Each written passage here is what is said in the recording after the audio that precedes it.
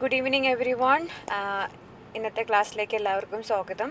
അപ്പോൾ ഇന്ന് നമ്മൾ കവർ ചെയ്യാൻ പോകുന്നത് യോഗ സൈക്കോളജിയെ കുറിച്ചിട്ടാണ്. സൈക്കോളജി എന്താണെന്ന് എല്ലാവർക്കും അറിയാം. മനസ്സിനെ കുറിച്ച് പഠിക്കുന്ന ശാസ്ത്രശാഖയാണ് മനഃശാസ്ത്രം അല്ലെങ്കിൽ സൈക്കോളജി എന്ന് പറയുന്നത്. അപ്പോൾ ഇന്ന് നമുക്ക് യോഗ സൈക്കോളജിയിൽ എന്തൊക്കെയാണ് കവർ ചെയ്യാൻ പോകുന്നതെന്ന് നോക്കാം. 4 അന്തർകരണാസ്, അതായത് അന്തർകരണ ചതുഷ്ടയാസ്, ത്രിഗുണാസ്, ത്രിശരീര ആൻഡ് പഞ്ചകോശം. ഇത്രയും കാര്യങ്ങളാണ് നമ്മൾ ഇന്നത്തെ ക്ലാസ്സിൽ ഡിസ്ക്രൈബ് ചെയ്യാൻ പോകുന്നത്. അപ്പോൾ ലെറ്റ്സ് ഗെറ്റ് സ്റ്റാർട്ടഡ്. മനഃശാസ്ത്രത്തിൽ പറയുന്ന പോലെ തന്നെ യോഗയ്ക്കും ഏറ്റവും ഇമ്പോർട്ടൻസ് കൊടുത്തിട്ടുള്ളത് മനസ്സിനാണ്. സോ മനസ്സിൻ്റെയും ശരീരത്തിൻ്റെയും ആത്മാവിൻ്റെയും ലയനമാണ് യോഗ എന്ന് പറയുന്ന സ്റ്റേറ്റ് എന്ന് നമ്മൾ പറഞ്ഞിരുന്നു. സോ അതുകൊണ്ട് തന്നെ നമുക്ക് യോഗയിൽ മനസ്സിന് അത്രയും അധികം ഇമ്പോർട്ടൻസ് കൊടുത്തിട്ടുണ്ട്. അതിനെപ്പറ്റി ഒരുപാട് കാര്യങ്ങൾ ചർച്ച ചെയ്തിട്ടുമുണ്ട്. അപ്പോൾ നമുക്ക് അതിലേക്കൊക്കെ കടക്കാം. സോ യോഗ ഫിലോസഫിയിൽ പറയുന്നത് നമ്മുടെ ഇന്നർ വേൾഡിൽ എന്താണോ അത് തന്നെയാണ് ഔട്ടർ വേൾഡിലും എന്ന് പറയുന്നുണ്ട്. ഇതിനെ ലോക പുരുഷ സാത്മ്യ സിദ്ധാന്തം എന്നാണ് പറയുന്നത്. അപ്പം ഇതിലെന്താ പറഞ്ഞു വെക്കുന്നതെന്ന് പറഞ്ഞു കഴിഞ്ഞാൽ നമ്മുടെ ഉള്ളിൽ എന്താണോ, ഇപ്പോൾ ഒരു നമ്മുടെ ഏറ്റവും ബേസിക് ആയിട്ടുള്ള ഘടന എന്ന് പറയുന്നത് ആറ്റമാണ്. ആറ്റത്തിലൊരു ന്യൂക്ലിയസും അതിനെ ചുറ്റിക്കൊണ്ടുള്ള പ്രോട്ടോൺസും ന്യൂട്രോൺസും ഒക്കെ ഉണ്ട്. അതുപോലെ തന്നെയാണ് ഈ ഒരു പ്ലാനറ്ററി അലൈൻമെൻ്റ് ആയാലും ഒരു സണ്ണിനെ ചുറ്റിക്കുന്ന ഒരുപാട് പ്ലാനറ്റ്സ് ഉണ്ട്. ആ ഒരു രീതിയിൽ നമുക്ക് ലോകപുരുഷനും ലോകവും, അതായത് യൂണിവേഴ്സും പുരുഷൻ എന്ന് പറയുന്നത് നമ്മുടെ പീപ്പിളാണ്, മെന്നും തമ്മിലുള്ള ആ ഒരു സാത്മ്യം പറഞ്ഞു വയ്ക്കുന്ന സിദ്ധാന്തമാണ് ലോകപുരുഷ സാത്മ്യ സിദ്ധാന്തം. അതുപോലെ തന്നെ മനുഷ്യ ശരീരം എന്ന് പറയുന്നത് പഞ്ചമഹാഭൂതാത്മകമാണ്. പഞ്ചമഹാഭൂതങ്ങൾ എന്തൊക്കെയാണെന്ന് പറഞ്ഞു കഴിഞ്ഞാൽ അഗ്നി, വായു, ആകാശം, ഭൂമി, ജലം, ഇവയെല്ലാം ചേർന്നിട്ടുള്ളതാണ് ഒരു മനുഷ്യ ശരീരം എന്ന് പറയുന്നത്. അപ്പം ആയുർവേദത്തിൽ പറയുകയാണെങ്കിൽ നമുക്ക് ആയുർവേദത്തിൻ്റെ ക്ലാസ്സുകളിൽ വരുമ്പോഴത്തേക്ക് കൂടുതൽ ഇതിനെപ്പറ്റി ഡിസ്ക്രൈബ് ചെയ്യാം.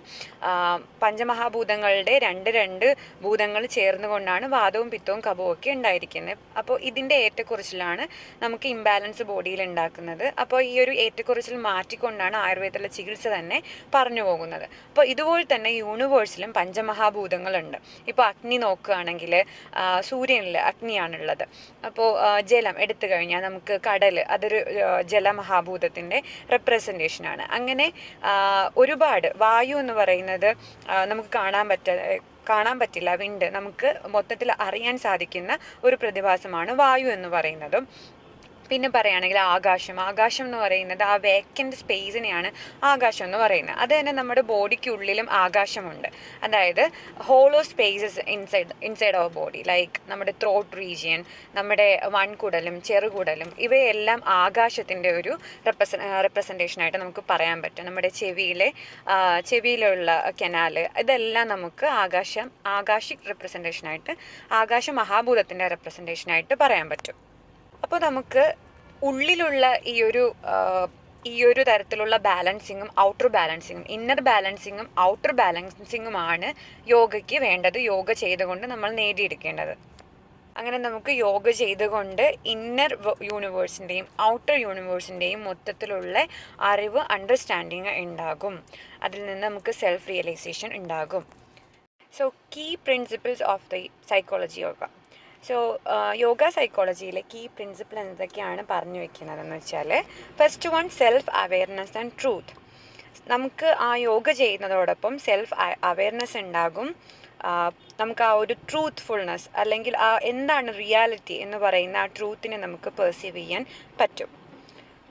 നമ്മുടെ മൈൻഡിനെ ഹീൽ ചെയ്യാനുള്ള ഏറ്റവും നല്ല ഒരു ഉപദേശം ഗീതോപദേശമാണ്. അപ്പോൾ ഗീതോപദേശം വായിക്കുന്ന ഒരാൾക്ക് മൈൻഡിലേക്ക് വേണ്ടിയിട്ടുള്ള, അല്ലെങ്കിൽ മൈൻഡ് ഹാർമണൈസ് ചെയ്യാൻ പറ്റുന്ന, അതിൻ്റെ എല്ലാ മോഡിഫിക്കേഷൻസിനെയും മാറ്റി, അതിൻ്റെ ദുഃഖങ്ങളെല്ലാം മാറ്റി നമുക്ക് കറക്റ്റായിട്ടുള്ളൊരു ഗൈഡൻസ് തരുന്നതാണ് ഭഗവത്ഗീതയിലുള്ള വചനങ്ങൾ. സോ അതിൽ തന്നെ പറഞ്ഞിരിക്കുന്ന ഒരു വചനമാണ്, നമ്മൾ ഒരു മനസ്സാക്ഷിയിൽ സാക്ഷിയായി നിന്ന് നമ്മുടെ ഈ ജീവിതത്തിൽ സംഭവിക്കുന്നവയെല്ലാം നോക്കിക്കാണണമെന്നുള്ളത്.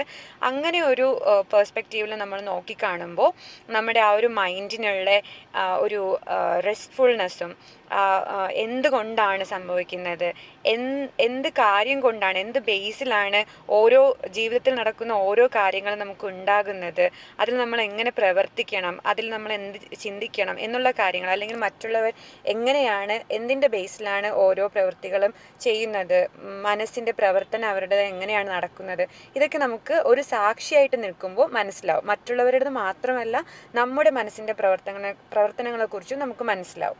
സോ ഇത്തരത്തിൽ യോഗ പരിശീലിക്കുന്നത് കൊണ്ട് നമുക്ക് ട്രൂത്ത്ഫുൾനെസ്, ഇത്തരത്തിലുള്ള പ്രവൃത്തികളും ഇത്തരത്തിലുള്ള സമീപനവും കൊണ്ട് നമുക്ക് ട്രൂത്ത് എന്താണ് എന്നുള്ള കാര്യത്തിനെ പറ്റി നല്ല ബോധവാനാകാൻ കഴിയും. പിന്നെ നമുക്ക് യോഗയിൽ നിന്ന് കിട്ടുന്ന വളരെ പ്രധാനമായിട്ടുള്ളൊരു മറ്റൊരു കീ പോയിൻ്റാണ് ബി ഹിയർ ആൻഡ് നൗ എന്ന് പറയുന്നത്. That's A gift. ഈ ഒരു നിമിഷത്തിൽ പ്രസൻറ്റ് മൊമെൻറ്റിൽ നിൽക്കാൻ പറ്റുന്ന ഒരു ഗിഫ്റ്റാണ്. സോ അങ്ങനെ പ്രസൻറ്റ് മൊമെൻറ്റിൽ നിന്ന് കഴിഞ്ഞാൽ പാസ്റ്റിൽ സംഭവിച്ചിട്ടുള്ള കാര്യങ്ങളോ ഡിസപ്പോയിൻറ്റുകളോ ഒന്നും നമ്മളെ ബാധിക്കില്ല. ഫ്യൂച്ചറിനെ പറ്റി ഒരുപാട് ചിന്തിച്ച് നമ്മളെ വ്യാകുലപ്പെടില്ല. ആങ്സൈറ്റി നമ്മളെ ബാധിക്കില്ല. അങ്ങനെ നമുക്കുള്ള ആങ്സൈറ്റി, റിസെറ്റ്മെൻറ്റ്സ്, ഡിസപ്പോയിൻമെൻറ്റ്സ്, നെഗറ്റീവ് ഇമോഷൻസ്, ഇതിൽ നിന്നൊക്കെ നമുക്ക് രക്ഷപ്പെടാം ബി ഹിയർ ആൻഡ് നൗ എന്ന് പറയുന്ന ആ ഒരു സ്റ്റേറ്റിൽ നിന്നുകൊണ്ട്. Then perception and reality. നമുക്കിപ്പോൾ ഓരോ പെർസെപ്ഷനിലും നമ്മൾ നോക്കുമ്പോൾ നമുക്ക് ഓരോ തരത്തിലായിരിക്കും കാഴ്ചപ്പാട് ഉണ്ടാവുക. അടുത്ത നമ്മൾ പറയുന്നത് പെർസെപ്ഷൻ ആൻഡ് റിയാലിറ്റിയാണ്. അപ്പോൾ നമ്മുടെ റിയാലിറ്റി മേക്ക് ചെയ്യുന്നത് നമ്മൾ തന്നെയാണ്. നമ്മുടെ പെർസെപ്ഷൻ എന്താണോ അതിനനുസരിച്ചായിരിക്കും നമ്മുടെ ഓരോരുത്തരുടെയും റിയാലിറ്റി ഉണ്ടാവുക. ഇപ്പോൾ 6 എന്ന് ഒരു റൈറ്റ് സൈഡിൽ നിന്ന് ഒരു അപ്പർ പോർഷനിൽ നിന്ന് 6 എന്ന അക്ഷരം അല്ലെങ്കിൽ 6 എന്നുള്ളൊരു നമ്പർ വായിക്കുന്നത് തൊട്ട് ഓപ്പോസിറ്റ് നിൽക്കുന്ന ആൾ അത് വായിക്കുന്നത് 9 എന്നായിരിക്കും. അപ്പോൾ അതാണ് പെർസെപ്ഷനുള്ള റിയാലിറ്റി. അതായത് ഓരോരുത്തരുടെയും പെർസെപ്ഷനാണ് അവരുടെ തന്നെ റിയാലിറ്റി മേക്ക് ചെയ്യുന്നത്. യോഗയിലൂടെ കറക്റ്റായിട്ടുള്ളൊരു പേഴ്സ്പെക്റ്റീവും നല്ല പോസിറ്റീവായിട്ടുള്ളൊരു ക്വാളിറ്റി ലൈഫും റിയാലിറ്റി എന്താണ് എന്നുള്ള കാര്യം തിരിച്ചറിയുമ്പോൾ നമുക്കുണ്ടാവുന്ന അൾട്ടിമേറ്റ് ബ്ലിസ്ഫുൾ എന്ന് പറയുന്ന അവസ്ഥയുമാണ് ഉണ്ടാവുക. That is so good for the mental health. So attachment കൊണ്ട് നമുക്ക് ഫോൾസ് ആയിട്ടുള്ള നോളജ് ഉണ്ടാകാം. ഫോർ എക്സാമ്പിൾ, എൻ്റെ ശരീരം, എൻ്റെ വീട്, എൻ്റെ കുടുംബം, അങ്ങനെ എൻ്റേത്, നിൻ്റേത്, അങ്ങനെയുള്ള ഫോൾസ് ആയിട്ടുള്ള നോളജ് വരാനുള്ള കാര്യം അറ്റാച്ച്മെൻ്റാണ്. അപ്പോൾ അറ്റാച്ച്മെൻറ്റിൻ്റെ അർത്ഥം കെയർ ചെയ്യരുത് എന്നല്ല. നമ്മൾ ചെയ്യേണ്ട ഉത്തരവാദിത്വത്തോടുള്ള കാര്യങ്ങളൊക്കെ നമ്മൾ ചെയ്യണം. എന്നാൽ അതിൽ നിന്ന് തിരിച്ച് എന്തെങ്കിലും വേണമെന്ന് ആഗ്രഹിക്കാതെ വേണം ചെയ്യാൻ. നമുക്കുണ്ടാകുന്ന അറ്റാച്ച്മെൻറ്റിൽ നിന്ന് ഫോൾസ് നോളജ് ഉണ്ടാകുന്നു. അതിൽ നിന്ന് നമുക്കുണ്ടാകുന്നത് ദുഃഖമായിരിക്കും. ഇപ്പോൾ നമുക്ക് പെട്ടെന്ന് ഡിസപ്പോയിൻ്റ് വരാം. നമ്മൾ പ്രതീക്ഷിക്കുന്നതിനനുസരിച്ച് നമുക്ക് തിരിച്ചെന്തെങ്കിലും കിട്ടിയില്ലെങ്കിലോ, ആരെങ്കിലും ബിഹേവ് ചെയ്യുന്നത് നമ്മൾ പ്രതീക്ഷിക്കുന്നത് പോലെ അല്ലെങ്കിലോ പെട്ടെന്ന് നമുക്ക് ആ ഒരു ഡിസപ്പോയിൻമെൻറ്റ് ഫീൽ ചെയ്യാൻ കാരണമാകും. സോ അത് ഒഴിവാക്കുക. ഓരോരുത്തർക്കും അവരുടേതായിട്ടുള്ള നിലപാടുകളുണ്ടെന്ന് അക്സെപ്റ്റ് ചെയ്യുക. ഇങ്ങനെ വരുമ്പോൾ നമ്മുടെ മെൻ്റൽ ഹെൽത്ത് അത്രയും നല്ല രീതിയിൽ തന്നെ ഉണ്ടാകും. ഇനി മെഡിറ്റേഷൻ ചെയ്യുമ്പോൾ നമ്മുടെ മൈൻഡിനുണ്ടാകുന്ന പോസിറ്റീവ് ഔട്ട്കം എന്താണെന്ന് നമുക്ക് നോക്കാം. സോ ലാസ്റ്റുള്ള 3 ലിംബുകൾ, അതായത് അഷ്ടാംഗ യോഗയിലെ അവസാനത്തെ 3 ലിംബുകൾ ഏതൊക്കെയാണെന്ന് നിങ്ങളൊന്ന് കമൻറ്റ് ചെയ്യുക. ചാറ്റ് ബോക്സിൽ നിങ്ങൾ ഓർമ്മയുള്ളവരെല്ലാവരും പെട്ടെന്ന് തന്നെ കമൻറ്റ് ചെയ്യുക. 3 ലിംബുകൾ ഏതൊക്കെയാണെന്ന് പെട്ടെന്ന് കമൻറ്റ് ചെയ്യുക. ആദ്യത്തെ 4 അംഗങ്ങൾ അല്ലെങ്കിൽ ലിംബ് അഷ്ടാംഗ യോഗയിൽ പറഞ്ഞത് ബഹിരംഗാസനെ കുറിച്ചാണ്. അവസാനത്തെ 3 പറഞ്ഞിട്ടുള്ളത് അന്തരംഗാസനെ കുറിച്ചാണ്. അപ്പോൾ ആ 3 ഏതൊക്കെയാണ്? ഇൻ ബിറ്റ്വീൻ പ്രത്യാഹാരമുണ്ട്. അപ്പോൾ ആ ലാസ്റ്റത്തെ 3 എന്തൊക്കെയാണെന്ന് നിങ്ങളിവിടെ കമൻറ്റ് ചെയ്യുക, ചാറ്റ് ബോക്സിൽ കമൻറ്റ് ചെയ്യുക. ഓക്കെ, ഈ 3 അവസാനത്തെ ഈ 3 ഒരുമിച്ച് പറയുന്നതാണ് സംയമ എന്ന് പറയുന്നത്. അപ്പം ഈ 3 അതായത് ഒരുപാട് പേര് കറക്റ്റായിട്ട് തന്നെ പറഞ്ഞിട്ടുണ്ട്. യമ, നിയമ, ആസന, പ്രാണായാമ, പ്രത്യാഹാര, ധാരണ, ധ്യാന, സമാധി. ഓക്കെ, ധാരണ, ധ്യാന, സമാധി ഈ മൂന്നുമാണ് സംയമ പ്രാക്ടീസ് എന്ന് പറയുന്നത്. അപ്പോൾ ഇത് ഇൻറ്റേർണലി നമ്മൾക്ക് ഉണ്ടാകുന്ന ചേഞ്ചസും മാറ്റങ്ങളുമാണ് ഈ ധാരണ എന്ന് പറയുന്ന കോൺസെൻട്രേഷനും, ധ്യാനം മെഡിറ്റേഷനും, സമാധി അബ്സോർപ്ഷനും. അപ്പം ഇത്തരത്തിൽ നമ്മൾ കറക്റ്റായിട്ടുള്ളൊരു മെഡിറ്റേഷൻ പ്രൊസീജിയർ ചെയ്യുമ്പോൾ നമ്മൾ എന്തിലാണോ കോൺസെൻട്രേറ്റ് ചെയ്ത് മെഡിറ്റേറ്റ് ചെയ്യുന്നത് ആ ഒരു ക്യാരക്ടറിസ്റ്റിക്സ് നമുക്ക് വന്നു ചേരും. ഫോർ എക്സാമ്പിൾ, നമ്മളിപ്പോൾ ഒരുപാട് എനർജി വൈസ് മഹാശിവനെ അല്ലെങ്കിൽ ഭഗവാൻ ശ്രീകൃഷ്ണനെ, ഇവരെയൊക്കെ, അല്ലെങ്കിൽ ഏതാണോ നിങ്ങൾ എടുക്കുന്ന മന്ത്രം ഏതാണോ അത് ബേസിക്കലി ഏത് മന്ത്രമായിരുന്നാലും അതിനൊരു ദേവത ഉണ്ടാവും അല്ലേ. അപ്പോൾ ആ ഒരു ദേവതയ്ക്ക് പെർട്ടിക്കുലർ ആയിട്ടുള്ള ഗുണഗണങ്ങൾ പറയുന്നുണ്ടാവും. ആ ഗുണഗണങ്ങളുള്ള ദേവതകളെ അല്ലെങ്കിൽ ആ ഒരു ഗുണത്തിനെ ഇപ്പോൾ നമുക്ക് ഈ ഒരു മന്ത്രാസ് ഹിന്ദുയിസത്തിൽ മാത്രമല്ല കാണുന്നത്, ഫോർ എക്സാമ്പിൾ ഇസ്ലാമിലും ഉണ്ടാകും. ഫോർ എക്സാമ്പിൾ അതിലൊരു മന്ത്രം ഞാൻ പറയുകയാണെങ്കിൽ യാ മുത്ത ആലി, അങ്ങനെ ഒരു വാക്കെടുക്കുകയാണ് അല്ലെങ്കിൽ ഒരു മന്ത്രം എടുക്കുകയാണെങ്കിൽ അതിനർത്ഥം അത്യുന്നതനായവനെ. അപ്പോൾ അത്തരത്തിലുള്ള ഏത് ഗുണമാണോ നമ്മൾ പറയുന്നത് അതിലേക്ക് മെഡിറ്റേറ്റ് ചെയ്യുമ്പോൾ നമുക്ക് ആ സെയിം ഗുണം നമ്മളിലേക്ക്, നമ്മുടെ മൈൻഡിലേക്ക്, നമ്മുടെ പ്രാണിക് ഫീൽഡിലേക്ക് വന്നു ചേരുകയാണ് ചെയ്യുന്നത്. സോ അങ്ങനെ നമുക്ക് നല്ല ഗുണങ്ങളിൽ മെഡിറ്റേറ്റ് ചെയ്തുകൊണ്ട് നമ്മുടെ ക്യാരക്ടറിസ്റ്റിക് ഒരു ബെറ്റർ വേർഷനായിട്ട് മാറ്റാൻ പറ്റും. അത്തരം ഗുണങ്ങൾ നമ്മളിലേക്കും കൊണ്ടുവരുത്താൻ കഴിയും. സോ ദസ് നമുക്ക് നമ്മുടെ മെൻ്റൽ ഹെൽത്ത് നന്നാക്കാനും പറ്റും, ക്വാളിറ്റി ലൈഫ് ലീഡ് ചെയ്യാനും പറ്റും. നമ്മൾ പ്രാർത്ഥന ചെയ്യുന്നതിലും ഇതിനൊരു പ്രത്യേകതയുണ്ട്. അപ്പോൾ നന്നായിട്ട് മനസ്സ് അറിഞ്ഞ് പ്രാർത്ഥിക്കുന്നവർക്ക് മനസ്സമാധാനം ഉണ്ടാകും. അപ്പം ചിലർ പ്രാർത്ഥിക്കുന്നത് എനിക്ക് അസുഖം വരുത്തരുത് അങ്ങനെ ഒരു റിപ്പീറ്റഡ് ആയിട്ടുള്ളൊരു വാക്ക് കൊടുക്കുമ്പോൾ അവിടെ ഒരു നെഗറ്റീവ് അഫർമേഷനാണ് വരുന്നത്. ഇവിടെ അഫേം ചെയ്യേണ്ട കാര്യം നല്ല വാക്കുകളായിരിക്കണം. നമ്മൾ എന്താണോ പറയുന്നത് അത് നമ്മളായി മാറുകയാണ് ചെയ്യുന്നത്. സോ നമ്മൾ അസുഖം എന്ന് പറയുന്നതിനെ ഊന്നി പറയാതെ സുഖം വരുത്തണേ, എല്ലാവർക്കും സുഖം വരുത്തണേ, ആ ഒരു വേർഡ് നമ്മൾ റിപ്പീറ്റ് ചെയ്ത് പറയുമ്പോൾ തന്നെ ആ സുഖം എന്ന് പറയുന്നതാണ് നമ്മൾ അട്രാക്റ്റ് ചെയ്യുന്നത്. ആ ഒരു ക്വാളിറ്റിയാണ് നമ്മളിലേക്ക് വന്നു ചേരുന്നത്. സോ ആരെങ്കിലും നെഗറ്റീവ് അഫർമേഷൻ വെച്ചുകൊണ്ട് പ്രാർത്ഥന നടത്തുന്നുണ്ടെങ്കിൽ അത് തെറ്റായിട്ടുള്ള കാര്യമാണ്. ആ ഒരു പ്രാർത്ഥന, ആ ഒരു ഈശ്വര പ്രണിധാനം എന്ന് പറയുന്നത് തെറ്റായിട്ടുള്ള രീതിയിലായിരിക്കാം പോകുന്നത്. സോ നിങ്ങൾ ഉടനെ തന്നെ അവരെ തിരുത്തുക. നിങ്ങൾ തന്നെ ചെയ്യുന്നുണ്ടെങ്കിൽ നിങ്ങളും തിരുത്തുക. എപ്പോഴും പോസിറ്റീവായിട്ടുള്ള അഫർമേഷൻസ് യൂസ് ചെയ്തുകൊണ്ട് പ്രേ ചെയ്യുക. ഇനി മെറ്റാഫിസിക്സ് ആയിട്ട് പറയുന്ന ഒരു കാര്യമാണ് നമ്മുടെ ആത്മാവ് നമ്മൾ മരണശേഷം എങ്ങനെയൊക്കെയാണ് സഞ്ചരിക്കുന്നുണ്ടാവുക, അതിൻ്റെ എൻഡ് പോർഷൻ എങ്ങനെയായിരിക്കും എന്നുള്ളത്. അപ്പോൾ ദാറ്റ്സ് ഇപ്പോഴും സ്റ്റഡീസ് നടന്നുകൊണ്ടിരിക്കുന്ന ഒരു കാര്യമാണ്. ആത്മാവിൻ്റെ ആ ഒരു ആത്മാവ് ജീവിതത്തിന് ശേഷം എവിടെയായിരിക്കും, എന്തായിരിക്കും എന്നുള്ളത്. അപ്പോൾ ഇത്തരത്തിൽ ഒരു ആത്മാവ് ഇവിടെ തന്നെ, അതായത് നമ്മുടെ പ്രാണിക് ലെവലിൽ തന്നെ നിൽക്കണമെങ്കിൽ അറ്റാച്ച്മെൻറ്റ് കൂടുതൽ ഉണ്ടായിരുന്ന ആ ഒരു ആഗ്രഹങ്ങൾ തീർക്കാതെ മരിച്ചു പോകുന്ന ആ ഒരു ആത്മാവായിരിക്കും വീണ്ടും ഈ ഒരു സൈക്കിളിലേക്ക് തിരിച്ചു വരിക എന്ന് പറയും. അത് പല വേദങ്ങളിലും പറയുന്നുണ്ട്. ഇപ്പോൾ സ്റ്റഡീസ് നടക്കുന്നത് അങ്ങനെ തന്നെയാണ്. അപ്പം ഇത്തരത്തിൽ അവർ എങ്ങനെ ഏത് ശരീരമാണ് പോകുന്നതെന്ന് നമുക്ക് ഈ വരുന്ന ഇന്നത്തെ ടോപ്പിക്കിൽ തന്നെ നമുക്ക് കൂടുതൽ കാര്യമായിട്ട് മനസ്സിലാക്കാൻ കഴിയും.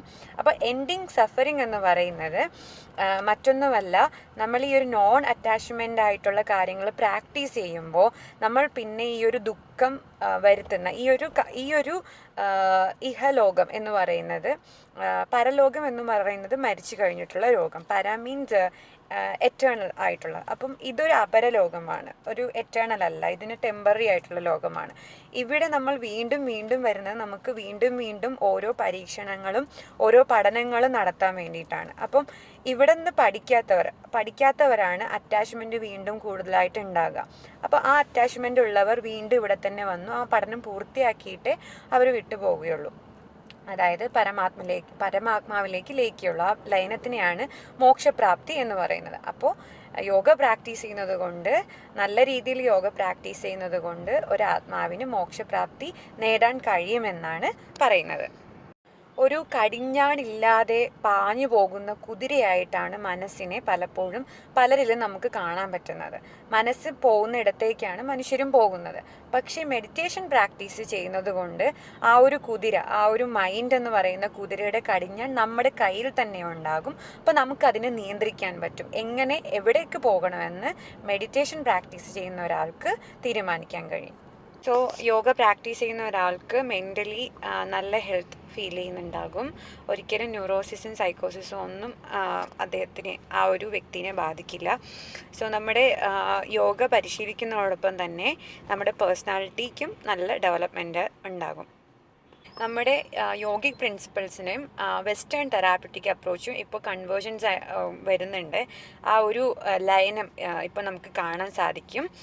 സൈക്കോളജിസ്റ്റായ കാൾ ജങ്സ് ഒക്കെ ഇപ്പോൾ പറഞ്ഞു വെച്ചിരിക്കുന്നത് യോഗിക് വ്യൂ പോയിന്റിന് പാരലായിട്ടുള്ള കാര്യങ്ങൾ തന്നെയാണ്.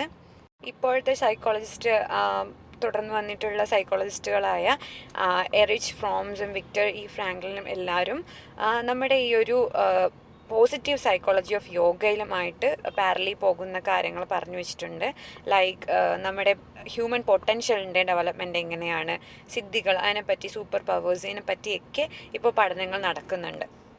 എന്താണ് വെസ്റ്റേൺ സൈക്കോളജിയും യോഗയും തമ്മിലുള്ള പ്രധാന വ്യത്യാസം എന്ന് നമുക്ക് നോക്കാം. വെസ്റ്റേൺ സൈക്കോളജി പറയുന്നത് നമ്മുടെ നെഗറ്റീവ് ഇമോഷൻസിനെ പിടിച്ചു കെട്ടണം എന്നുള്ള രീതിക്കാണ്. അവയെ മാറ്റി നിർത്തി കഴിഞ്ഞാലേ നമുക്ക് വെൽബീയിങ് ഉണ്ടാകുള്ളൂ. അപ്പോൾ ഇത്തരത്തിലുള്ള ഒരു വെൽബീയിങ്ങിനെ തടസ്സപ്പെടുത്തുന്ന കാര്യങ്ങളായിട്ടാണ് നെഗറ്റീവ് ഇമോഷൻസ് ആയിട്ടുള്ള ഈർഷ്യ, ദേഷ്യം, ഇങ്ങനെയുള്ള കാര്യങ്ങളെല്ലാം പറഞ്ഞു വയ്ക്കുന്നത്. എന്നാൽ യോഗയിൽ അത് പറയുന്നത് നമ്മൾ ആ ഒരു ഇമോഷൻസിനെ മനസ്സിലാക്കണം. അതുവഴി ഒരു EQ നമുക്ക് ഡെവലപ്പ് ചെയ്യും. ഒരു ഇമോഷണൽ കോഷ്യൻസ് നമുക്ക് കൂടുകയാണ് ചെയ്യുന്നത്. ലൈക്ക് നമുക്ക് എന്താണ് ഫീൽ ചെയ്യുന്നത്, ആ ഒരു ആക്ച്വൽ ഫീലിംഗ് ഉള്ളിൽ നിന്ന് വരുന്നത് എന്താണ്, അവയെ ഉള്ളിൽ നിന്ന് തന്നെ മനസ്സ് വേറൊരു വ്യക്തിയെ കാണുന്നത് പോലെ തന്നെ നമ്മുടെ ഇമോഷണൽ സ്റ്റേറ്റിനെ കണ്ട് മനസ്സിലാക്കാനുള്ളൊരു അപ്രോച്ചാണ് യോഗ പറഞ്ഞു കൊടുക്കുന്നത്. ഇതെല്ലാം ടെമ്പററി ആണ്. ഈ ഇമോഷൻസ് ഒക്കെ വരുന്നത് വന്നു പോകുന്ന ഒരു മാറ്ററാണ് ഈ ഇമോഷൻസ്. അപ്പോൾ നമുക്ക് അതിനെ പേടിക്കേണ്ടതില്ല. അതിനെ നമുക്ക് കൺട്രോൾ ചെയ്യാൻ പറ്റും. അല്ലെങ്കിൽ അത് നമ്മൾ എടുക്കുന്ന നിലപാടുകൾ അനുസരിച്ചിട്ട് ആ ഒരു ഇമോഷനെ എക്സ്പ്രസ് ചെയ്യാനും അതിനെ ഇഗ്നോർ ചെയ്യാനും നമുക്ക് സാധിക്കും. ഇത്തരത്തിൽ മാസ്കിംഗ് ആയിട്ട് വരുന്ന ഇമോഷൻസിനെ എല്ലാം നമുക്ക് പഠിക്കാൻ കഴിയും. സാധാരണയായിട്ട് ഒരാൾ ദേഷ്യപ്പെടുകയാണ്. ആ ദേഷ്യത്തിന് പിന്നിൽ ചിലപ്പോൾ അത് സങ്കടമായിരിക്കാം. ആ സങ്കടത്തിനെ മറയ്ക്കാൻ വേണ്ടിയിടുന്ന മാസ്കിംഗ് ആയിരിക്കും ആ ഒരു ദേഷ്യം. അല്ലെങ്കിൽ അവിടെ ഒരു ഇറിറ്റേഷൻ ഉണ്ടാവും. ആ ഒരു ഇറിറ്റേഷൻ്റെ ഭാഗമായിട്ട് ഡെവലപ്പ് ചെയ്യുന്നതായിരിക്കും ആ ഒരു ദേഷ്യം. അപ്പോൾ ഈ ഒരു ദേഷ്യം എന്ന് പറയുന്ന ഒരു നെഗറ്റീവ് ഇമോഷൻ വരുമ്പോൾ അത് ഒരു റിയാലിറ്റി മനസ്സിലാക്കുന്ന ആൾക്ക് എന്തുകൊണ്ടാണ് ആ ദേഷ്യം വരുന്നത് എന്നുള്ള കാര്യം കൂടി മനസ്സിലാക്കാൻ സാധിക്കും. ആ ഒരു കോസ്, ആ ഒരു റൂട്ട് മനസ്സിലാക്കി കഴിഞ്ഞാൽ ആ റൂട്ടിലേക്കുള്ള ഒരു നടപടി നമുക്ക് സ്വീകരിക്കാനും ആ ഒരു നെഗറ്റീവ് ഇമോഷനെ നമുക്ക് ഇല്ലാതാക്കാനും സാധിക്കും. ഇന്ത്യൻ ഫിലോസഫിയിൽ പറയുന്ന, വേദാന്തങ്ങളിൽ പറയുന്ന അന്ധകരണ ചതുഷ്ടയം എന്തൊക്കെയാണെന്ന് നോക്കാം. അന്ധ മീൻസ് ഇൻറ്റേർണൽ, കർണ മീൻസ് ഇൻസ്ട്രുമെൻറ്റ്, ചതുഷ്ടയം മീൻസ് 4. അപ്പോൾ ഈ 4 ഇൻസ്ട്രുമെൻറ്റ്സ് അല്ലെങ്കിൽ 4 ഫോൾഡ് ഇന്നർ ഓർഗൻസ് ഏതൊക്കെയാണെന്ന് നമുക്ക് നോക്കാം. ഈ ഒരു 4 കാര്യങ്ങളെ ആസ്പദമാക്കിയാണ് ഒരു മനുഷ്യൻ്റെ എക്സ്പീരിയൻസും പെർസെപ്ഷനും ഒക്കെ ഉണ്ടാകുന്നത്. ഒന്നാമത്തത് മൈൻഡാണ്. മനസ്സ് ചെയ്യുന്നത് എന്താണെന്ന് വെച്ചാൽ സെൻസറി ആയിട്ട്, അതായത് നമുക്കുള്ള 5 സെൻസസ് യൂസ് ചെയ്ത് നമുക്ക് കിട്ടുന്ന അറിവിനെ പ്രോസസ്സ് ചെയ്യുക, അത് മനസ്സിലാക്കുക. ഇതൊക്കെയാണ് മനസ്സിൻ്റെ ഫങ്ഷൻ എന്ന് പറയുന്നത്. This is a seat of desire, intention, immediate response to stimuli. Mainly നമുക്ക് കിട്ടുന്ന സ്റ്റിമുലേ അനുസരിച്ച് നമ്മൾ കാര്യങ്ങൾ മനസ്സിലാക്കുന്നതാണ് മനസ്സ് ചെയ്യുന്നത്. ഡിസിഷൻ അവിടെ എടുക്കുന്നത് ബുദ്ധിയാണ്. അപ്പോൾ രണ്ടാമത് നമുക്കിവിടെ കാണാം, രണ്ടാമതുള്ളത് ഇൻ്റലക്റ്റ് അല്ലെങ്കിൽ ബുദ്ധിയാണ്. ഇതിൻ്റെ ഫങ്ഷൻ എന്താണെന്ന് നോക്കിക്കഴിഞ്ഞാൽ ഡിസിഷൻ മേക്കിംഗ് ആണ് ഇതിൻ്റെ ഫങ്ഷനായിട്ട് വരുന്നത്. നമ്മുടെ കറക്റ്റായിട്ടുള്ള ജഡ്ജ്മെൻറ്റ്, റീസണിങ്, അണ്ടർസ്റ്റാൻഡിങ് ഇതെല്ലാം നടത്തുന്നത് ബുദ്ധിയാണ്. സെൻസറി ഓർഗൻസിൽ നിന്നുള്ള സ്റ്റിമുലൈ മനസ്സിലേക്ക് എത്തുന്നു. മനസ്സിൽ നിന്ന് ഉണ്ടായ ആ ഒരു അണ്ടർസ്റ്റാൻഡിങ് അത് ബുദ്ധിക്ക് കൊടുത്ത് അവിടെ ഡിസിഷൻ മേക്കിങ്ങും കൂടുതൽ അനാലിസിസും ഒക്കെ നടത്തുന്നത് ബുദ്ധിയിലാണ്. പിന്നെയുള്ളത് അഹങ്കാരമാണ്, ഈഗോ. ഈഗോയുടെ ഫങ്ഷൻ എന്തെന്നാൽ ഐ, മൈൻ എന്നീ ഫീലിങ്ങുകളാണ് ഈ ഈഗോയ്ക്ക് ഉള്ളത്, അഹങ്കാരത്തിന് ഉള്ളത്. ഇത്തരത്തിൽ അഹങ്കാരം അല്ലെങ്കിൽ ഈഗോ നമ്മുടെ സ്വന്തം ഇൻഡിവിജ്വാലിറ്റിയെയും പേഴ്സണൽ ഐഡൻറ്റിറ്റിയുമാണ് മനസ്സിലാക്കി തരുന്നത്. ഇതിന് പ്രത്യേകത, ഞാൻ എന്ന് പറയുന്ന ആ ഒരു അഹങ്കാരത്തിൽ ചിന്തിക്കുമ്പോൾ അവന് മറ്റുള്ളവരിൽ നിന്ന് വ്യത്യസ്തമായി അല്ലെങ്കിൽ പെർട്ടിക്കുലർ ആയിട്ടുള്ള ഒരു സ്പെസിഫിക് ഐഡൻറ്റിറ്റി അയാൾക്ക് തോന്നും. അപ്പോൾ ഇത് കൂടിക്കഴിഞ്ഞു കഴിഞ്ഞാൽ പേഴ്സണൽ ഡിസയറിനും എക്സ്പീരിയൻസിനും ആ ഒരു ഇതിലേക്ക്, അവരുടെ സ്വന്തം പേഴ്സണൽ എക്സ്പീരിയൻസിലേക്കും അവരുടെ പേഴ്സണൽ ഡിസയറിലേക്കും മാത്രമായി അവർ ചുരുങ്ങുകയും അതിലേക്ക് അറ്റാച്ച്ഡ് ആവുകയും ചെയ്യും.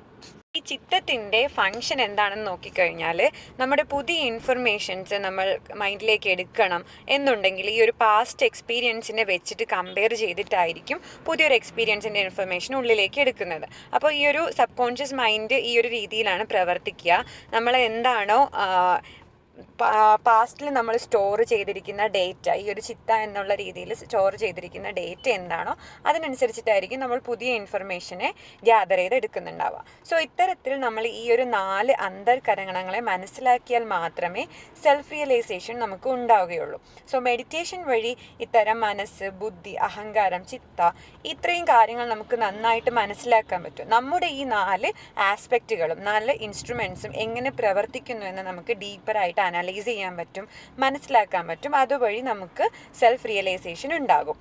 നമുക്ക് എന്തൊക്കെ ടെക്നിക്സ് ആണ് ഇതിനു വേണ്ടി യൂസ് ചെയ്യാൻ പറ്റുക എന്ന് വെച്ചാൽ മൈൻഡ്ഫുൾനെസ് പ്രാക്ടീസ് ചെയ്യുക, സെൽഫ് റിഫ്ലക്ഷൻ ചെയ്യുക, സ്വന്തമായിട്ട് തന്നെ ഒരു സാക്ഷിയായിട്ട് നമ്മളെ തന്നെ നിരീക്ഷിക്കുക. ഇത്തരത്തിൽ യോഗ ഡിസിപ്ലിനായിട്ട് പ്രാക്ടീസ് ചെയ്ത് കഴിഞ്ഞാൽ നമുക്ക് ഈ ഒരു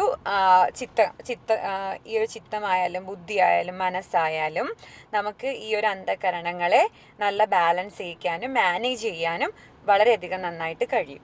ഇനി നമുക്ക് ത്രിഗുണങ്ങളെ പറ്റി പഠിക്കാം. 3 മീൻസ് 3, ഗുണങ്ങൾ മീൻസ് നമ്മുടെ ആസ്പെക്ട്സുകൾ,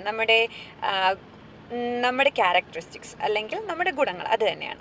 അപ്പോൾ ഈ ഗുണങ്ങൾ എങ്ങനെയാണ് ഒരാൾ ജീവിതത്തിലെ നമ്മുടെ ക്ഷമ, നമ്മുടെ സ്പിരിച്വൽ ഡെവലപ്മെൻറ്റ്, നമ്മുടെ ബിഹേവിയർ ഇതിനെയൊക്കെ ആധാരമാകുന്നതെന്ന് നമുക്ക് നോക്കാം. അപ്പോൾ ഈ ഒരു ത്രിഗുണങ്ങൾക്കനുസരിച്ച്, അതായത് നമ്മൾ ഏത് ഗുണക്കാരാണ് അതിനനുസരിച്ചിട്ടുള്ള ഒരു യോഗിക് പാത്വേ തിരഞ്ഞെടുക്കുന്നതായിരിക്കും നമുക്ക് ഏറ്റവും ഉചിതം.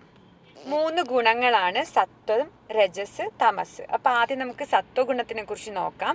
ഇത് പ്യൂരിറ്റി ആൻഡ് ഹാർമണിയാണ് ഡിനോട്ട് ചെയ്യുന്നത്. സത്വഗുണക്കാർ എങ്ങനെയായിരിക്കും?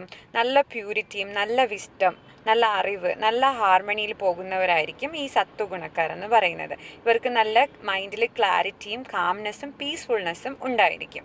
സോ ഇത്തരത്തിലുള്ള സാത്വികമായിട്ടുള്ള പേഴ്സൺസിൻ്റെ ക്വാളിറ്റി എന്ന് പറയുന്നത് നല്ല ലവ്, കരുണ, കമ്പാഷൻസ്, ഒരു സെൻസ് ഓഫ് ബാലൻസ് ഇവർക്ക് ഉണ്ടായിരിക്കും. സാത്വിക ഗുണക്കാർ ആണ് കൂടുതലും സ്പിരിച്വൽ പാത്തിലേക്ക് ഉറ്റുനോക്കുന്നവരായിട്ടുണ്ടാവുക. സോ ഇവർക്ക് മുന്നോട്ട് നിൽക്കുന്ന കാര്യങ്ങൾ act of service and devotion ആണ്. ഭക്തിയും അതിനനുസരിച്ചുള്ള സേവനപരമായിട്ടുള്ളൊരു മൈൻഡ് സെറ്റ് ആയിരിക്കും ഇവർക്ക് ഉണ്ടായിരിക്കുന്നത്. ഭക്തി യോഗയാണ് ഇവർക്ക് തിരഞ്ഞെടുക്കാൻ പറ്റുന്ന യോഗിക് പാത്വേ എന്ന് പറയുന്നത്. സോ ഈ ഒരു സാത്വിക് ഗുണം ഉള്ളവർക്ക് ഏറ്റവും നന്നായിട്ട് ചെയ്യാൻ പറ്റുന്നത് ഈ ഒരു ഡിവോഷനും ഈ ഒരു ആക്ട് ഓഫ് സർവീസും തന്നെയാണ്. സോ അവർക്ക് നല്ലൊരു സ്പിരിച്വൽ ഫുൾഫിൽമെൻറ്റ് കിട്ടാനായിട്ട് ഭക്തി യോഗ തിരഞ്ഞെടുക്കുന്നതായിരിക്കും കൂടുതലും നല്ലത്. അടുത്തത് രാജസിക ഗുണം എന്താണെന്ന് നോക്കാം. ആക്ടിവിറ്റിയും ഡിസയറിനെയും കാണിക്കുന്ന പാഷൻ, അതിനെ ഡിനോട്ട് ചെയ്യുന്ന ഒരു ഗുണമാണ് രാജസിക ഗുണം. അപ്പോൾ ഇതിൻ്റെ ക്യാരക്ടറിസ്റ്റിക് എന്തൊക്കെയാണെന്ന് നോക്കിക്കഴിഞ്ഞാൽ ആക്റ്റീവായിരിക്കും, ഡിസയർഫുൾ ആയിരിക്കും, റെസ്റ്റ്ലെസ് ആയിരിക്കും. അവർ കൂടുതലും അംബീഷ്യസ് ആയിട്ടുള്ള ഒരു ആൾക്കാരായിരിക്കും രാജസിക് പേഴ്സൺസ് എന്ന് പറയുന്നത്.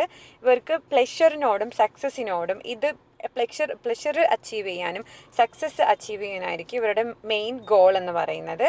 സോ നന്നായിട്ട് മോട്ടിവേറ്റ് ചെയ്യാൻ കഴിവുള്ള ആൾക്കാരായിരിക്കും, മറ്റുള്ളവരെ എനർജൈസ് ചെയ്യാൻ കഴിവുള്ള ആളായിരിക്കും. അതേസമയം അജിറ്റേഷനിലോട്ടും ഡിസ്ട്രാക്ഷനിലോട്ടും അറ്റാച്ച്മെൻറ്റിലോട്ടും, അതായത് ഔട്ട്കം വരാനുള്ള ആ ഒരു റിസൾട്ടിലേക്കുള്ള അറ്റാച്ച്മെൻറ്റ് പോകാനും ഇത്തരത്തിലുള്ള രാജസിക ഗുണങ്ങൾക്കുള്ളവർക്ക് ഒരു ചാൻസ് ഉണ്ട്.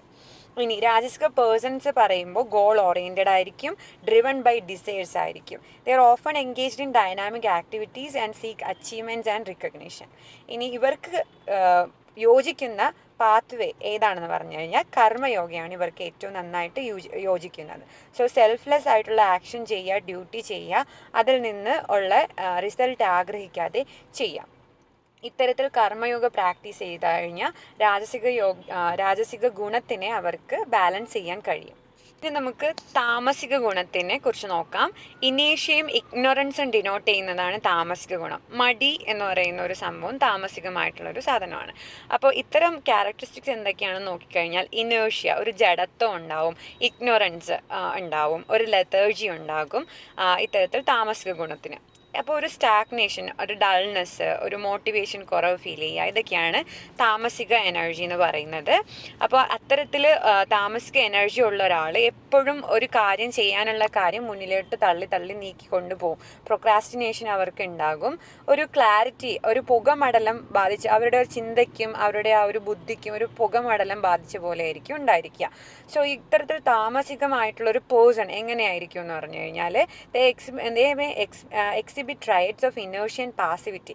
എന്ത് വന്നോട്ടെ ഒഴുക്കിനനുസരിച്ച് നീങ്ങുക എന്നുള്ളൊരു മനോഭാവമുള്ള ആൾക്കാരാണ് ഇത്തരത്തിൽ താമസികം ആയിട്ടുള്ള എനർജി ഉള്ള ആൾക്കാർ.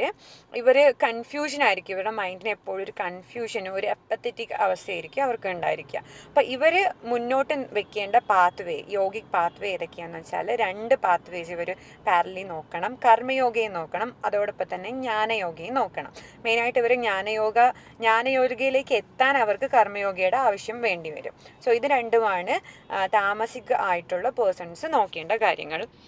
ഇനി നമുക്ക് ത്രിശരീരം നോക്കാം. 3 ശരീരങ്ങൾ. ഇതിനെക്കുറിച്ച് എന്തെങ്കിലും ഐഡിയ ഉണ്ടോ? ത്രിശരീരം എന്ന് ഒരു വാക്ക് കേൾക്കുമ്പോൾ നിങ്ങൾക്ക് എന്താണ് മൈൻഡിൽ തോന്നുന്നതെന്ന് ചാറ്റ് ബോക്സിൽ ഇടാവോ? എന്താണ് ത്രിശരീരം അല്ലെങ്കിൽ ത്രയദേഹം എന്ന് പറയുന്നുണ്ട്. 3 മീൻസ് 3, ശരീരം മീൻസ് ദേഹം അല്ലെങ്കിൽ നമ്മുടെ ബോഡി. ഓക്കെ, സോ അപ്പോൾ ഈ ശരീരത്തിൻ്റെ ഡെഫിനിഷൻ പറയുന്നത് ശീര്യതേ അനേന ഇത് ശരീരം, നശിച്ചു കൊണ്ടിരിക്കുന്നതാണ് ശരീരം എന്ന് പറയുന്നുണ്ട്. പക്ഷേ ഈ ഒരു ആസ്പെക്റ്റിൽ ത്രിശരീരം എടുക്കുമ്പോൾ നമ്മുടെ ബോഡി എന്ന് പറയുന്ന ഈ മാംസം ഉള്ള ബോഡി അല്ലാതെ 2 ബോഡികൾ വേറെ പറയുന്നുണ്ട്. സോ അത്തരം ബോഡികളെ കുറിച്ചാണ്, ശരീരത്തിനെ കുറിച്ചാണ് നമ്മൾ പറയാൻ പോകുന്നത്.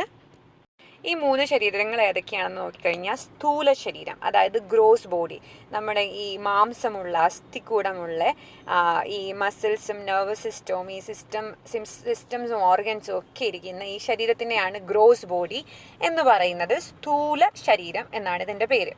ഇനി അടുത്തുള്ള ശരീരത്തിൻ്റെ പേര് സബ്റ്റിൽ ബോഡിയാണ്. സബ്റ്റിൽ ബോഡി ആസ്ട്രൽ ബോഡി എന്നും ചിലയിടങ്ങളിൽ പറയുന്നുണ്ട്. അപ്പോൾ ഇതിന് പറയുന്നതാണ് സൂക്ഷ്മ ശരീരം. ഇത് നമ്മുടെ മൈൻഡും പ്രാണിക് എനർജിയുമാണ് ഇതിൽ വരുന്നത്. ഇനി കാഷ്വൽ ബോഡി, അതായത് കാരണ ശരീരം, നമ്മളിവിടെ ജനിക്കാൻ കാരണമായിട്ടുള്ള ഒരു ശരീരം, അതായത് എംബ്രിയോയിലോട്ട് കടക്കുന്ന ഒരു മാതാവിൻ്റെ പാത്രത്തിലേക്ക് കടന്നു കൂടുന്ന ആ ഒരു കാരണ ശരീരമാണ് കാഷ്വൽ ബോഡി എന്ന് പറയുന്നത്. ഇത് 3ഉമാണ് ത്രിശരീരം. ത്രിശരീരങ്ങൾ നമുക്ക് ഫസ്റ്റ് സ്ഥൂല ശരീരം നോക്കിക്കഴിഞ്ഞാൽ, ദ ഗ്രോസ് ബോഡി നോക്കിക്കഴിഞ്ഞാൽ പഞ്ചമഹാഭൂതാത്മകമാണ് ഈ ഒരു ശരീരം.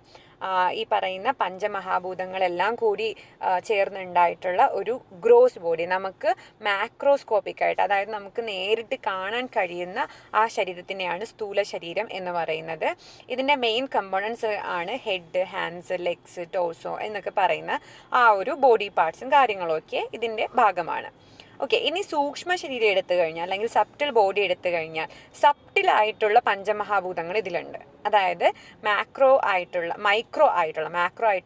മൈക്രോ ആയിട്ടുള്ള അല്ലെങ്കിൽ സബ്റ്റിലായിട്ടുള്ള പഞ്ചമഹാഭൂതാത്മകമായിട്ടുള്ള ശരീരമാണ് ഈ സൂക്ഷ്മ ശരീരം അല്ലെങ്കിൽ സബ്റ്റിൽ ബോഡി എന്ന് പറയുന്നത്. സൂക്ഷ്മ ശരീരത്തിൻ്റെ കമ്പോണൻസ് എന്തൊക്കെയാണെന്ന് നോക്കിക്കഴിഞ്ഞാൽ മനസ്സ്, ബുദ്ധി, ജ്ഞാനേന്ദ്രിയവും കർമ്മേന്ദ്രിയവും 5 പ്രാണവായുക്കൾ, ഇതൊക്കെയാണ് സബ്റ്റിൽ ബോഡിയുടെ കമ്പോണൻസ് എന്ന് പറയുന്നത്. കാരണ ശരീരത്തിന് പ്രത്യേകിച്ച് കമ്പോണൻസ് ഒന്നുമില്ല. എന്നിരുന്നാൽ തന്നെ കാരണ ശരീരം കൊണ്ടാണ് സൂക്ഷ്മ ശരീരവും സ്ഥൂല ശരീരവും അവിടെ ഉണ്ടായിരിക്കുന്നത്. അപ്പോൾ സൂക്ഷ്മ ശരീരവും സ്ഥൂല ശരീരവും ഉണ്ടാകാനുള്ള ഒരു സീഡാണ് കാരണ ശരീരം എന്ന് പറയുന്നത്. നമുക്കിനി സ്ഥൂല ശരീരത്തിനെ ഡീറ്റെയിൽ ആയിട്ട് നോക്കിക്കഴിഞ്ഞാൽ gross body is responsible for various activities, movements, breathing, sleeping, interacting with the physical world, ഇതൊക്കെ ചെയ്യുന്നത് നമ്മുടെ സ്ഥൂല ശരീരം യൂസ് ചെയ്തിട്ടാണ്. ഇതിൽ ഓർഗൻസ് ഓഫ് പെർസെപ്ഷൻ ഉള്ളത് 5 സെൻസ് ഓർഗൻസ് ആണ്: eyes, ears, nose, tongue and skin. ഇനി ഓർഗൻസ് ഓഫ് ആക്ഷൻ എന്ന് പറയുന്നത് hands, feet, mouth, reproductive system, excretory organs, വാക്പാണി, പായു എന്ന് പറയുന്നതാണ് കർമ്മേന്ദ്രിയസ്. ഇവയൊക്കെ ചേർന്നിട്ടുള്ളതാണ് സ്ഥൂല ശരീരം എന്ന് പറയുന്നത്. സോ സ്ഥൂല ശരീരം as the primary instrument through which an individual experience life and interact with the world. Okay, ഇനി നമ്മൾ ഈ ഒരു ജാഗ്രത അവസ്ഥയിലാണ് ഈ ഒരു സ്ഥൂല ശരീരത്തിനെ നമുക്ക് അറിയാൻ കഴിയുക. അതായത് ഉണർന്നിരിക്കുന്ന അവസ്ഥയിലാണ് സ്ഥൂല ശരീരത്തിനെ നമുക്ക് മനസ്സിലാക്കാനും അറിയാനും കഴിയുന്നത്. സോ ഇത്തരത്തിൽ ഉണർന്നിരിക്കുന്ന സമയത്ത് സ്ഥൂല ശരീരം ഒരിക്കലും ആത്മാവിൽ കോൺഷ്യസ് ആയിരിക്കില്ല. അവർക്ക് ആ ഒരു അവയർനെസ് ഉണ്ടാവില്ല, ആത്മാവാണ് ഉള്ളിലെന്ന് എന്നുള്ള ആ ഒരു അവയർനെസ് ഒരിക്കലും സ്ഥൂല ശരീരത്തിൽ ഉണ്ടാവില്ല. ഈ സ്ഥൂല ശരീരമാണ് ആക്ച്വലി നമ്മൾ ശീര്യത അനേന ഇതി ശരീരം എന്ന് പറയുന്ന ആ ഒരു മെറ്റീരിയലിസ്റ്റിക് എക്സിസ്റ്റൻസ് വരുന്ന ഡെത്ത് ഉണ്ടാകുന്ന നശിച്ചു പോകുന്ന ആ ഒരു ശരീരം എന്ന് പറയുന്നത് ഈ സ്ഥൂല ശരീരമാണ്. സ്ഥൂല ശരീരത്തിൽ ഓരോ നിമിഷം പാസ് ചെയ്യുമ്പോഴും ചേഞ്ചസ് ഉണ്ടായിക്കൊണ്ടേയിരിക്കും, മോഡിഫിക്കേഷൻസ് ഉണ്ടായിക്കൊണ്ടേയിരിക്കും. സോ ഇത്തരത്തിൽ സ്ഥൂല ശരീരത്തിൽ അറ്റാച്ച്മെൻറ്റ് താൻ ആ ഒരു ബോഡിയാണ് എന്നുള്ള തെറ്റിദ്ധാരണയിൽ അറ്റാച്ച്മെൻറ്റ് ഉണ്ടാകുമ്പോഴാണ് അഹങ്കാരം അല്ലെങ്കിൽ ഈഗോ അവിടെ ഉണ്ടാകുന്നത്. അനിത്യമായിട്ടുള്ള ഒരു ആസ്പെക്റ്റാണ് പ്രകൃതിയുടെ നിയമങ്ങൾക്ക് അനുസരിച്ച് മാറ്റപ്പെടുന്ന മെയിൻ്റനൻസ് ചെയ്യപ്പെടുന്ന ഡിസ്ട്രക്ഷൻ സംഭവിക്കുന്ന ഒരു ശരീരമാണ് സ്ഥൂല ശരീരം എന്ന് പറയുന്നത്. ഈ സൂക്ഷ്മ ശരീരം നോക്കിക്കഴിഞ്ഞു കഴിഞ്ഞാൽ നമുക്ക് മനസ്സിലാവും, വെസ്റ്റേണിൽ ഇതിനെ ആസ്ട്രൽ ബോഡി എന്നും പറയുന്നുണ്ട്, അദ്വൈത വേദാന്തത്തിൽ ഇതിനെ ലിംഗശരീരം എന്നും പറയുന്നുണ്ട്. സോ നമ്മുടെ ഫിസിക്കൽ ആൻഡ് പാർഷ്യലി സ്പിരിച്വൽ ആയിട്ടുള്ള പാർഷ്യലി ഫിസിക്കലും പാർഷ്യലി സ്പിരിച്വലുമായിട്ടുള്ള ഒരു ബോഡിയാണ് സബ്റ്റിൽ ബോഡി അല്ലെങ്കിൽ സൂക്ഷ്മ ശരീരം എന്ന് പറയുന്നത്.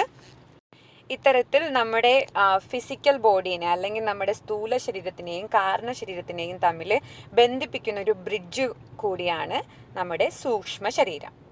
മനുഷ്യന് 4 അവസ്ഥകളാണ് ഉള്ളത്. അപ്പോൾ അതിൽ ജാഗ്രത അവസ്ഥ, സ്വപ്നാവസ്ഥ, സുഷുപ്തി അവസ്ഥ ആൻഡ് തുരിയാവസ്ഥ. ഇതിൽ സ്വപ്നാവസ്ഥയിലാണ് നമ്മൾ സബ്റ്റിൽ ബോഡീസിനെ, സൂക്ഷ്മ ശരീരത്തിനെ നമ്മൾ അറിയുന്നത്. നമ്മൾ ഉണർന്നിരിക്കുന്ന ജാഗ്രത അവസ്ഥയിൽ നമ്മൾ അറിയുന്നത് സ്ഥൂല ശരീരത്തെയാണ്. ഈ സ്വപ്നാവസ്ഥയിൽ സുഷുപ്തി എന്ന് പറയുന്ന അവസ്ഥ ഡീപ്പ് സ്ലീപ്പാണ്. ഇത് രണ്ടിലും നമുക്ക് മനസ്സിലാവുന്നത് സബ്റ്റിൽ ബോഡിയാണ്. അതേസമയം തുരിയാവസ്ഥയിൽ നമുക്ക് ഒരല്പം നമ്മുടെ കാരണ ശരീരത്തിനെക്കുറിച്ച് എന്തെങ്കിലും മനസ്സിലാക്കാൻ പറ്റും. നമുക്ക് കാരണ ശരീരത്തിനെ കുറിച്ച് നോക്കിക്കഴിഞ്ഞു കഴിഞ്ഞാൽ നമുക്ക് മനസ്സിലാക്കാൻ പറ്റുന്ന കാര്യം, കാരണ ശരീരം ഒരിക്കലും സ്വയം അതൊരു ശരീരമാണെന്നോ അതിൻ്റെ ഒരു എക്സിസ്റ്റൻസോ അത് മനസ്സിലാക്കുന്നില്ല. അതേസമയം മായയാൽ വലയപ്പെട്ട ഒരു ഇല്യൂഷനാൽ മൂടപ്പെട്ട ഒരവസ്ഥയിലാണ് എപ്പോഴും കാരണ ശരീരം ഉണ്ടാവുന്നത്. ഇനി നമ്മൾ ഫർദർ പറയാൻ പോകുന്നത് പഞ്ചകോശത്തിനെ പറ്റിയാണ്. അപ്പോൾ ആ ഒരു പഞ്ചകോശത്തിലെ ആനന്ദമയ കോശമാണ് ഈ ഒരു കാരണ ശരീരവുമായിട്ട് ലിങ്ക് ചെയ്ത് കിടക്കുന്നത്. നമ്മൾ പറയുന്ന ആത്മാവ് അല്ലെങ്കിൽ സോളുമായിട്ട് നമുക്ക് കറക്റ്റ് പറയാൻ പറ്റില്ല. അതിൻ്റെ കറക്റ്റ് സെയിം ആണ് ഈ ഒരു കാരണ ശരീരമെന്ന് നമുക്ക് പറയാൻ പറ്റില്ല. ബിക്കോസ് ഇത് മെറ്റീരിയൽ വേൾഡിൻ്റെ ഇല്യൂഷനിലും ലിമിറ്റേഷനിലും കൂടി പെട്ടിരിക്കുന്നത് കൊണ്ടാണ് അങ്ങനെ സംഭവിക്കുന്നത്. ആത്മനെ നമ്മൾ ഡിഫൈൻ ചെയ്യുകയാണെങ്കിൽ അൾട്ടിമേറ്റ് പ്യുവർ കോൺഷ്യസ്നെസ്സാണ് ആത്മൻ. അപ്പോൾ ആ ഒരു ആത്മനിൽ നിന്ന് ഇത് വ്യത്യസ്തമാകുന്നതെന്ന് വെച്ചാൽ മെറ്റീരിയൽ എക്സിസ്റ്റൻസ് ഉള്ളത് കൊണ്ടാണ്, മെറ്റീരിയലിസ്റ്റിക് വേൾഡുമായിട്ടുള്ള ഒരു എക്സിസ്റ്റൻസ് ഉള്ളത് കൊണ്ടാണ്. എന്നിരുന്നാലും ഇതിൻ്റെ ഒരു സ്വഭാവം പറയുകയാണെങ്കിൽ അൺഡിസ്റ്റർബ്ഡ് ആയിട്ടുള്ളൊരു പീസാണ് ഇതിൽ ഉണ്ടാവുക, ഈ ഒരു കാരണശരീരത്തിന് ഉണ്ടാവുന്നത്. ഈ 3 ശരീരങ്ങളാണ് ത്രിശരീരം എന്നറിയപ്പെടുന്നത്: gross, subtle and casual body. So ഇത് 3 കൂടി ചേർന്നിട്ടാണ് നമുക്ക് അഹങ്കാരം ഉണ്ടാക്കുന്നത്, ഇല്യൂഷൻ, മായ ഉണ്ടാക്കുന്നത്. സോ ഇതിൻ്റെ nature which is soul or atman, ഇത് 3നും അപ്പുറത്തേക്കാണ് ഈ ഒരു ആത്മാവ് എന്ന് പറയുന്ന അൾട്ടിമേറ്റ് കോൺഷ്യസ്നെസ് ഇരിക്കുന്നത്. ഈ 3 ശരീരങ്ങളെയും പ്രത്യേകം നമ്മൾ മനസ്സിലാക്കി അറിഞ്ഞു വരികയാണെങ്കിൽ നമുക്ക് സെൽഫ് റിയലൈസേഷനും അതുവഴി ഇല്യൂഷനിൽ നിന്നുള്ള ആ ഒരു മായ എന്താണ് എന്നുള്ള കാര്യങ്ങളെക്കുറിച്ച് വ്യക്തമായി മനസ്സിലാക്കാൻ സാധിക്കും. ഇനി നമുക്ക് പഞ്ചകോശാസിനെ പറ്റി നോക്കാം. 5 ലെയേഴ്സിനെ പറ്റിയാണ് പറയാൻ പോകുന്നത്. ഈ 5 ലെയേഴ്സിനെ 5 പേഴ്സണാലിറ്റി എന്നുള്ള കാര്യത്തിൽ കാണുന്നത് നല്ലതാണ്. ഇതിൻ്റെ റെഫറൻസ് പറയുന്നത് തൈത്തിരീയ ഉപനിഷത്തിലാണ്. നമുക്കിതിനെ ഓരോന്നും ഡീപ്പായിട്ട് നോക്കാം. ഇത്തരത്തിൽ പുറമേ നിന്ന് ഉള്ളിലേക്കാണ് ഈ ഒരു ലെയേഴ്സ് പറയുന്നത്. ഏറ്റവും പുറമേക്ക് നമുക്കിപ്പോൾ അന്നമയ കോശത്തിനെയാണ് അറിയാൻ കഴിയുക. അതിനുള്ളിൽ നമുക്ക് പ്രാണമയ കോശത്തിനെ അറിയാൻ പറ്റും. അതിൻ്റെ ഉള്ളിലേക്ക് മനോമയ കോശം, അതിനുമുള്ളിലേക്ക് വിജ്ഞാനമയ കോശം, ഏറ്റവും കോറായി നമുക്ക് വരുന്നത് ആനന്ദമയ കോശമാണ്. നേരത്തെ നമ്മൾ പറഞ്ഞ കാഷ്വൽ ബോഡി എന്ന് പറയുന്നത് ആനന്ദമയ കോശവുമായിട്ട് ലിങ്ക് ചെയ്ത് കിടക്കുന്നതാണ്. ഫസ്റ്റ് വൺ പറയുന്നത് അന്നമയ കോശം, ഫുഡ് കൊണ്ട് നറിഷ് ചെയ്യപ്പെടുന്നതാണ് അന്നമയ കോശം. രണ്ടാമത് പറയപ്പെടുന്നത് പ്രാണമയ കോശം, ദ വൈറ്റൽ ഷീറ്റാണ്. അത് ബ്രീതിങ്, നമ്മുടെ പ്രാണായാമം പ്രാക്ടീസ് അതെല്ലാം കൊണ്ട് നമുക്ക് വൈറ്റൽ ഷീറ്റിനെ കറക്റ്റ് ചെയ്യാൻ പറ്റും. മനോമയ കോശം എന്ന് പറയുന്നത് മൈൻഡ് ഷീറ്റാണ്. നമ്മുടെ ചിന്തകൾ, അങ്ങനെ നമ്മുടെ ഉള്ളിലേക്കുള്ള മനസ്സിൻ്റെ പ്രവൃത്തികൾ, ഇതിനെയൊക്കെ നമ്മൾ റെഗുലേറ്റ് ചെയ്ത് കൺട്രോൾ ചെയ്ത് അല്ലെങ്കിൽ മാനേജ് ചെയ്തുകൊണ്ട് നമുക്ക് മൈൻഡ് ഷീറ്റിനെ കറക്റ്റ് ചെയ്യാൻ പറ്റും. പിന്നെ പറയുന്നത് വിജ്ഞാനമയ കോശമാണ്, ഇൻ്റലക്ച്വൽ ഷീറ്റ്. ഈ ജ്ഞാനയോഗയുടെ പ്രാക്ടീസ് കൊണ്ടാണ് നമുക്ക് വിജ്ഞാനമയ കോശത്തിനെ മാനേജ് ചെയ്യാൻ പറ്റുന്നത്. അന്നമയ കോശം അല്ലെങ്കിൽ അറിയാൻ കഴിയുന്നത്. ഓക്കെ, അന്നമയ കോശം എന്ന് പറയുന്നത് ബ്ലിസ് ഷീറ്റാണ്. ഇതാണ് നമ്മുടെ ആക്ച്വലി ഉള്ള സ്വഭാവം. നമ്മുടെ ആക്ച്വൽ സ്വഭാവം ആനന്ദമയം ആണെന്ന് നമ്മൾ മനസ്സിലാക്കേണ്ടതുണ്ട്. അപ്പോൾ ഏറ്റവും കോറിലിരിക്കുന്നത് കാരണശരീരമാണ്. ഈ കാരണശരീരവും ആനന്ദമയവും ലിങ്ക്ഡാണ്. അപ്പം ഈ ഒരു കാരണശരീരത്തിൻ്റെ സ്വഭാവം എന്ന് പറയുന്നത്, അല്ലെങ്കിൽ നമ്മുടെ ആക്ച്വലി ഉള്ള ആത്മാവിൻ്റെ ലിങ്ക് വരുന്നത് ആനന്ദമാണ് എന്ന് മനസ്സിലാക്കേണ്ടതുണ്ട്. അതിന് തൊട്ടു മുന്നേ വരുന്നതാണ് വിജ്ഞാനമയ കോശം. അതിന് തൊട്ടു മുന്നേ മനോമയം, പ്രാണമയം, അന്നമയ കോശം. ഇതിലെന്താണ് ഈ ലെയർ ബൈ ആയിട്ട് പറയുന്നതെന്ന് വെച്ചാൽ, അന്നമയ കോശം ക്ലിയർ ആക്കി കഴിഞ്ഞ് ക്ലെൻസ് ചെയ്ത് കഴിഞ്ഞാൽ മാത്രമേ നമുക്ക് പ്രാണമയ കോശനെ അറിയാൻ കഴിയുള്ളൂ. ഓക്കെ, അന്നമയ കോശമാണ് നമ്മുടെ സ്ഥൂല ശരീരം എന്ന് പറയുന്നത്.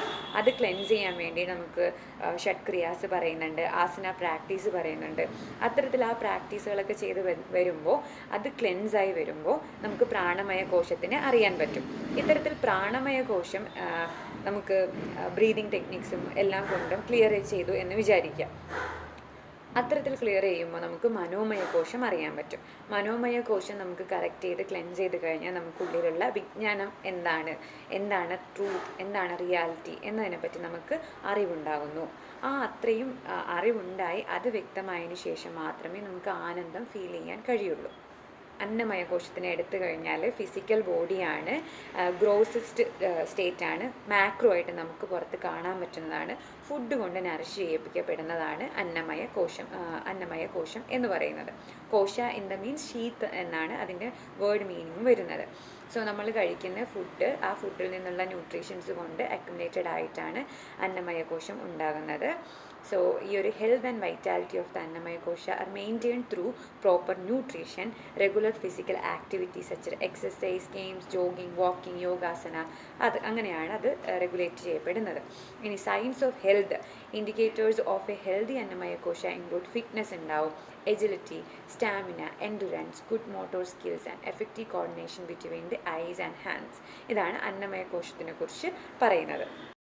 പ്രാണമയ കോശവും മനോമയ കോശവും വിജ്ഞാനമയ കോശവും ഇത് മൂന്നും കൂടി ചേരുന്നതാണ് സൂക്ഷ്മ ശരീരം എന്ന് പറയുന്നത്. ഓക്കെ, നമ്മൾ ആദ്യം പറഞ്ഞ അന്നമയ കോശം എന്ന് പറയുന്നത് സ്ഥൂല ശരീരമാണ് ആക്കപ്പെടുന്നത്, ലിങ്ക് ചെയ്യുന്നത് സ്ഥൂല ശരീരത്തിലേക്കാണ്. ഈ പറയുന്ന പ്രാണമയ കോശം, വിജ്ഞാനമയ കോശവും മനോമയ കോശവും ഇത് മൂന്നും കൂടിയാണ് നമ്മുടെ സൂക്ഷ്മ ശരീരത്തിലേക്ക് ലിങ്ക് ചെയ്യുന്നത്. അവസാനം പറഞ്ഞ ആനന്ദമയ കോശമാണ് നമ്മുടെ കാരണ ശരീരവുമായിട്ട് ലിങ്ക് ചെയ്യുന്നത്. പ്രാണമയ കോശം റെപ്രസെൻറ്റ് സബ്റ്റിൽ എനർജി ബോഡി. ഇതിൽ നമുക്ക് കമ്പോണൻസ് ആയിട്ടുള്ള വായുക്കൾ, അത് ഏതൊക്കെയാണെന്ന് വെച്ചാൽ പ്രാണൻ, അപാനൻ, സമാനൻ, വ്യാനൻ, അനുദാനൻ. പ്രാണവായു ചെയ്യുന്നത് ഗവേൺ സെൻസറി പെർസെപ്ഷനാണ്. അപാനവായു ചെയ്യുന്നത് എക്സ്ക്രീഷനെ, എലിമിനേഷൻ ഓഫ് വേസ്റ്റുമാണ് അപാനവായു ചെയ്യുന്നത്. സമാനോ അഗ്നിസമീപസ്ഥ, അതായത് ഡൈജഷനെയും അസിമിലേഷൻ ഓഫ് ന്യൂട്രീഷനെയുമാണ് സമാനവായു ചെയ്യുന്നത്. വ്യാനൻ ഓവറോൾ സർക്കുലേഷനെയാണ് ചെയ്യുന്നത്. ഉദാഹരണം എന്ന് പറയുന്നത് power of thinking, speech, upward movement of energy essential for spiritual growth, അത് ഉദാനനാണ്. അപ്പോൾ ഇത്തരത്തിലുള്ള പഞ്ചവായുക്കളുടെ ഒരു ഹാർമണൈസ്ഡ് ആയിട്ടുള്ള പ്രവർത്തനമാണ് പ്രാണമയ കോശങ്ങളിൽ കാണാൻ കഴിയുന്നത്. പ്രാണായാമം യൂസ് ചെയ്ത് നമുക്ക് ഈ ഒരു ഷീത്തിനെ നറിഷ് ചെയ്യാൻ പറ്റും, ബ്രീതിങ് പ്രാക്ടീസസ് കൊണ്ട് ചെയ്യാൻ പറ്റും. സോ സയൻസ് ഓഫ് ഹെൽത്തി ആയിട്ടുള്ളൊരു പ്രാണമയ കോശം എന്താണെന്ന് വെച്ച് കഴിഞ്ഞാൽ എന്തൂസിയാസം ഉണ്ടാവും, എഫക്റ്റീവ് വോയിസ് യൂസ് ഉണ്ടാവും, ഫിസിക്കൽ സപ്ലിനൻസ് ഉണ്ടാവും, പെർസീവറൻസ് ഉണ്ടാവും, ലീഡർഷിപ്പ് ക്വാളിറ്റീസ് ഉണ്ടാവും, discipline, honesty and nobility of character. ഇതൊക്കെയാണ് ഹെൽത്തി ആയിട്ടുള്ളൊരു പ്രാണമയ കോശൻ്റെ സിംറ്റംസ് എന്ന് പറയുന്നത്. മനോമയ കോശമാണെങ്കിൽ മെൻ്റൽ ഷീത്താണിത്. ഫങ്ഷൻ എന്താണെന്ന് വെച്ചാൽ process sensory input, interpret that sensory input. ഇതൊക്കെ നമ്മുടെ ഡിസൈർസ്, ആക്ഷൻസ്, ഇതിൻ്റെയൊക്കെ ഫങ്ഷനാണ് മനോമയ കോശം ചെയ്യുന്നത്. അപ്പോൾ ഇതിന് കൊടുക്കാൻ പറ്റിയ തെറാപ്പി, വേരിയസ് തെറാപ്പീസ് മൊഡാലിറ്റീസ് നമുക്കുണ്ട്. അരോമ തെറാപ്പി യൂസ് ചെയ്ത് നമുക്ക് മനോമയ കോശത്തിന് ഹീൽ ചെയ്യാം. Music therapy, colour therapy, placebo therapy, shamanism, homeopathy in higher potencies, ഇതൊക്കെ യൂട്ടിലൈസ് ചെയ്ത് നമുക്ക് മനോമയ കോശത്തിനെ ഹാർമണൈസ് ചെയ്യാൻ പറ്റും. വിജ്ഞാനമയ കോശം എന്ന് പറയുന്നത് ഷീത്ത് ഓഫ് ഇൻ്റലക്റ്റ് ആണ്, കംപ്രൈസിങ് ദ വിജ്ഞാന. ഓക്കെ, അതൊരു അറിവിൻ്റെ ഒരു ഷീത്താണ്. സോ ഇവിടെയാണ് it's responsible for discrimination, discernment and decision making. അപ്പോൾ ഇത് ചെയ്യുന്ന ഫങ്ഷൻസ് എന്തൊക്കെയാണെന്ന് വെച്ചാൽ റാഷണൽ തിങ്കിങ്ങും ഇൻഫോംഡ് ഡിസിഷൻസുമാണ് ഇത് ചെയ്യുന്നത്. So the intellect works in close congestion with the mind. So ഇത്തരത്തിൽ വൈൽ മൈൻഡ് ജനറേറ്റ് ചെയ്യുന്ന ഡിസൈഡ്സിനും ഇമോഷൻസിനുമൊക്കെ ബുദ്ധിപരമായിട്ടുള്ള അല്ലെങ്കിൽ വിവേകപരമായിട്ടുള്ള തീരുമാനങ്ങൾ എടുക്കാൻ സഹായിക്കുന്നത് വിജ്ഞാനമയ കോശമാണ്. ഫസ്റ്റ് വൺ ആനന്ദമയ കോശം ഇന്നർ മോസ്റ്റ് ഷീത്താണ്. This is associated with bliss, creativity, joy, undisturbed ആയിട്ടുള്ള പീസ്. ഇതൊക്കെയാണ് ഇതിൽ നമുക്ക് ആനന്ദമയ കോശം എന്ന് പറയാൻ കഴിയുന്നത്. അപ്പോൾ ഇത്തരത്തിൽ ആനന്ദമയ കോശം ആക്റ്റീവായിട്ടുള്ള ഒരാൾക്ക് ഒരു ബാലൻസ് ഡെവലപ്പ് ചെയ്തിട്ടുണ്ടാകും. ഈ ഒരു ഷീത്തിൻ്റെ ഒരു മാനിഫെസ്റ്റേഷൻ കൊണ്ട് സെൻസ് ഓഫ് ഇന്നർ പീസ് ഉണ്ടാവും, ജോയ്, ഫുൾഫിൽമെൻറ്റ്, ഇതൊക്കെ അറിയാൻ കഴിയും. ഇത്രയുമാണ് പഞ്ചകോശാസിനെ പറ്റി പറയുന്നത്. ഇനി നമുക്ക് നോക്കേണ്ടത് ചക്രാസിനെ പറ്റിയാണ്, എനർജി സെൻറ്റേഴ്സിനെ പറ്റിയാണ്. അത് നമുക്ക് എൻഡോക്രൈൻ സിസ്റ്റം, അനാട്ടമിയിലെ എൻഡോക്രൈൻ സിസ്റ്റം പറയുമ്പോൾ അതിനൊപ്പം പറഞ്ഞു പോകുന്നതാണ് നല്ലത്. നമുക്ക് കറക്റ്റായിട്ട് ആ ഒരു എനർജി സെൻറ്റേഴ്സിൻ്റെ നെർവസ് സിസ്റ്റവുമായിട്ടും എൻഡോക്രൈൻ സിസ്റ്റവുമായിട്ടും കോറിലേറ്റ് ചെയ്ത് പഠിച്ചാൽ വളരെയധികം നല്ല രീതിയിൽ മനസ്സിലാക്കാൻ കൂടി പറ്റും. So thank you so much. ഇതിൽ നിങ്ങൾക്ക് എന്തെങ്കിലും ഡൗട്ട് കാര്യങ്ങളുണ്ടെങ്കിൽ പ്ലീസ് കോൺടാക്ട് മീ. ഇനിയുള്ള ഇതിൽ നിന്ന് നിങ്ങൾക്ക് മനസ്സിലായ കാര്യങ്ങൾ, നിങ്ങൾ ഗ്രാബ് ചെയ്തിട്ടുള്ള കാര്യങ്ങൾ വർക്ക് ബുക്കിലോട്ടും കൂടി പകർത്തുക. Okay, thank you so much. Have a great day. Bye, good night.